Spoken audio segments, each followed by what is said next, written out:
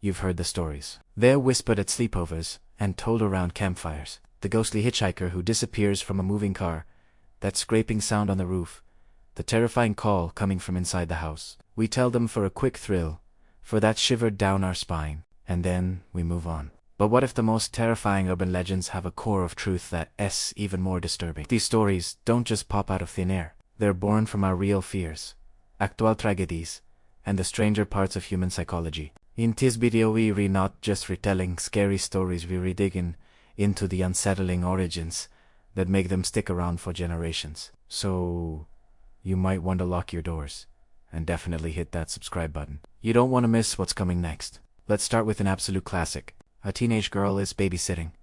The kids are asleep upstairs, and the phone rings. A menacing voice asks, "Have you checked the children?" This keeps happening until a panicked operator traces the call and gives her the chilling news. The calls are coming from inside the house. For decades, this story has been the gold standard for urban legends, playing on our fear that the safest places we know our homes can be violated. While the legend itself was popularized by horror films, it has a chilling, real-life parallel that feels unnervingly similar. In 1950, a 30-year-old babysitter named Janet Chrisman was murdered in Columbia, Missouri. During the attack, she managed to make a frantic call to the police, screaming for help before the line went dead. When the family she was babysitting for returned, they found Janet had been killed, though the child she was watching was thankfully unharmed upstairs. While there's no evidence the killer taunted her with phone calls, the key elements are all there. The lone babysitter, a terrifying home invasion, and a desperate call for help. The legend we tell today isn't a direct retelling, but it echoes the horror of a true event, morphing it into a cautionary tale that has haunted us ever since. Next up is the story about the funhouse dummy that looked a little too good. You know the one? Carnival workers are moving an old prop, an arm breaks off, and inside they don't find plaster, but a real human bone.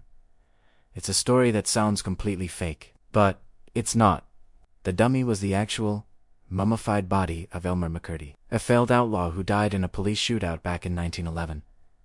The undertaker who embalmed him decided to put his well-preserved body on display, and for the next 60 years, McCurdy's corpse was sold from one sideshow to the next. He was passed between haunted houses, wax museums, and carnivals, his real identity totally lost to time. It wasn't until 1976, during the filming of an episode of The $6 Million Man at a Long Beach amusement park, that the truth was finally discovered. A crew member went to move the hanging figure, and its arm snapped right off, revealing human tissue underneath. For decades, a real dead body was used as a cheap prop, hiding in plain sight. The truth turned out to be way more bizarre than any story someone could have made up. Asterisk, our final legend has made millions of people check their back seat before driving off at night.